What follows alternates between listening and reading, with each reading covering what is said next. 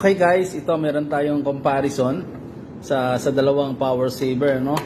Ito yung pinagkakaguluhan ngayon, yung ating Nature's Life power saver, okay? Na grabe naman kung gaano ka high-tech to.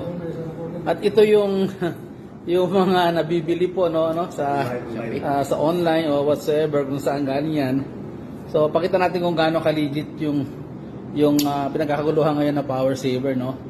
So ito yung ating tester, ayan. So gagamit tayo ng bombilya. Takpan natin para hindi nakakasilaw. Ngayon, since na walang gumagana, so ito po yung natin, no. So nakasero po. Ngayon, kapag binuksan mo po, ayan, so pumapalo po ng 7.6 yung kanyang watts po, no, yung wattage niya, no. So ngayon testingin po natin, no. Una, ito munang itong nabibili sa online at sa SM, yan, sa mga mall, ayan, nabibili to. So tingnan natin kung gaano ka-effective, no? Ayan, para malaman natin, no? Saksak natin, no? Ayan, nakasaksak na siya.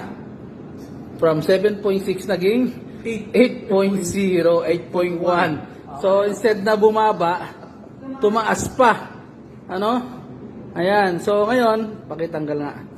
Yan. Ngayon, testingin naman natin yung power saving device. Ito yung pinagkakaguluhan ngayon na napaka high-tech po, no? This is a Euro technology. Ayan. So, ito po siya. So, pagsaksak pa lang po natin. Ayan, from 7.6 naging 7.0. Ngayon, i-on natin siya, no? Pag on natin, from 7.6, tingnan natin kung may nangyari, nagbago ba. Ayun, naging 2.4 na lang. Maganda dyan, habang tumatagal, lalong lumiliit pa yan. Ayan, 2.1, ayan, medyo patagalin natin, no? Ayan, so, yan, 1.9, 1.8 na naman po, yan po. So, yan, ganyan po, oh. Yan yung pinagkaiba. At saka, napakaganda pa po ng aming cashier dito, oh. Tingnan mo naman, no? Okay, ayan. So, okay guys, so alam na natin kung ano yung ating bibili, no? 1.7 na lang, no? Ayan, so okay, 1.6 na lang, okay? Ayan, so ganyan po kaganda yung ating power saver compare sa mga nabibili online at sa mall. Okay, thank you, God bless.